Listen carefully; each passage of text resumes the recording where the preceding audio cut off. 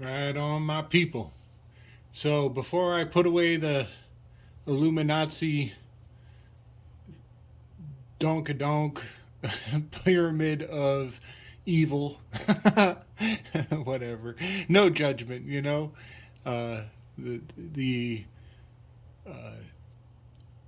gematrological, linguistic snare that we are all, uh, caught in the race, the rat race. Um, Before I put it away, I want to prove that Santa Claus is real. One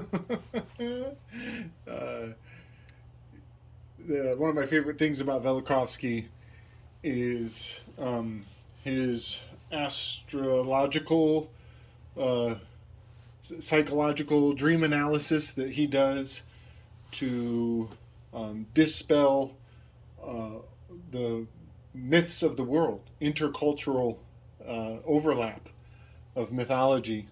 Um, One of my favorite things about that is you can take the silliest stories from childhood, all of them, all absolutely every single one of them, and you can bring them to light into your cosmology. And this we are staring into uh, the expansiveness of our mind. The mind is the ultimate solvent. It can break all things down into any level of size or expand them out into intense magnitudes. And that is the ability of the mind. And that's what we're doing here on this little dry erase board.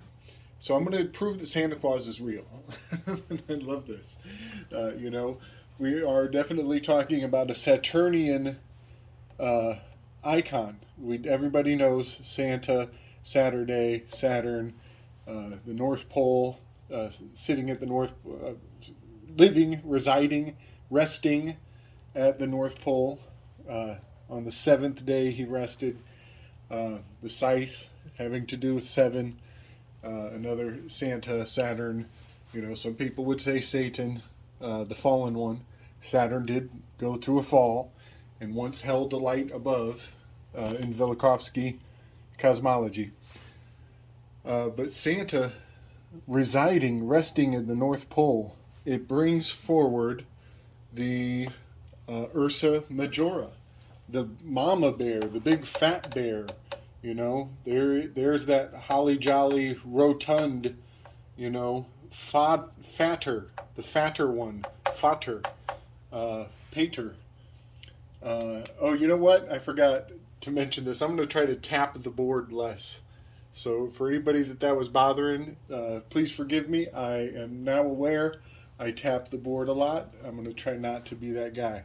So the Gamma Cross is Ursa Majora, the plow, rotating through the four seasons.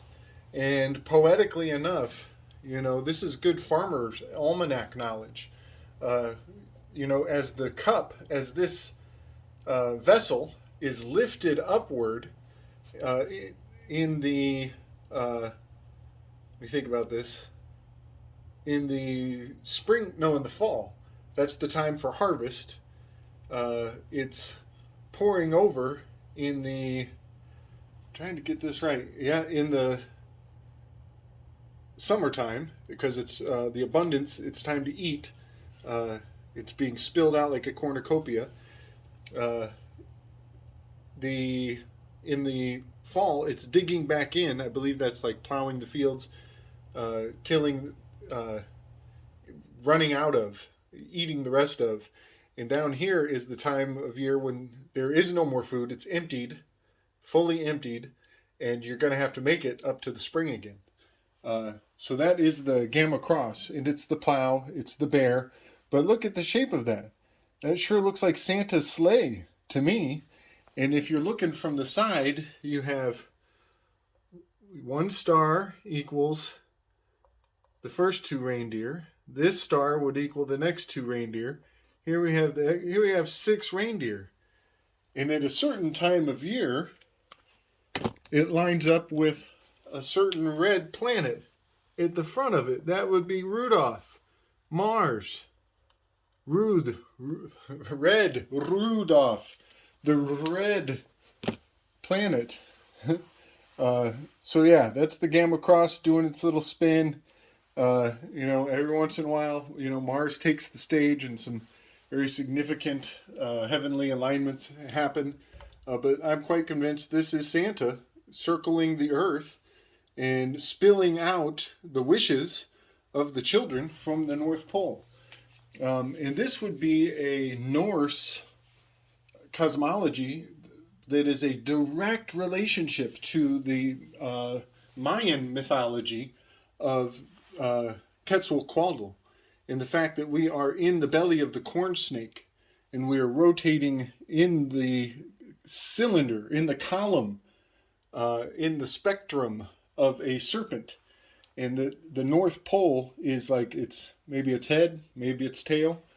Kind of hard to, but there we have, that serpent imagery playing out in the heavens, up above, whereas serpents generally represent down below. So it's a alchemical wedding in its own right there. Sky serpents, flying dragons. So down here I wanted to go back to Velikovsky's, his construct. This just came to my mind as I was putting together, that Ursa Majora and the fact that Santa is at the North Pole, where this always heads back to. No matter where he goes around the world, he always heads back to that point, that resting point in the sky. Well, Velikovsky's columnal alignment, primordial golden age, this tower, I just wanted to point out it has a fork in its tail. Neptune being at the base, the bottom, the underworld, Hades down there in the ocean, the water, the Maritime Admiralty Law, the Fjord de Lys, the trident, is signified in the tail of this structure, this construct. And another quick point, cosmologically, Dante's Inferno involves an descent downward. There's something of a spiral, downward spiral, expressed in the fact that the wall is perpetually on his left-hand side. He's always going in the descending spiral.